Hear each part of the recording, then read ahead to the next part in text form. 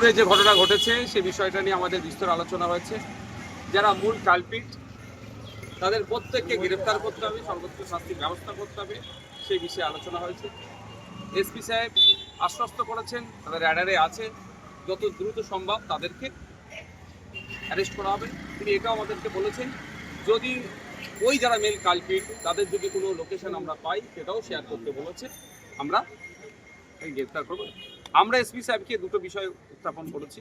প্রথমত, এই ধরনের ঘটনা সম্প্রীতির বাংলায় কোনোভাবেই কাম্য নয়, যেটা আমাদের জালাল সাহেব বলিষ্ঠভাবে বলেছেন, যেটা বাংলার ঐতিহ্য নয়, এটাকে বন্ধ করতে হবে।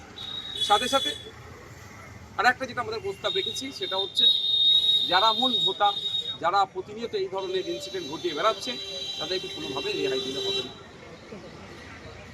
আর এর ঘটনা যখন আপনারা একটা ঘটনা নিয়ে এসেছেন তার মধ্যেই আরও একটা ঘটনা ঘটে গেছে সীতাকুণ্ডতে, তারাও এসছেন এখানে স্পেশালি দেখা করতে, বিষয়টা নিয়ে কি? ওটা ইনচার্জ ভাই বলেছেন, এই বিষয়টাই উল্লেখ করেছেন।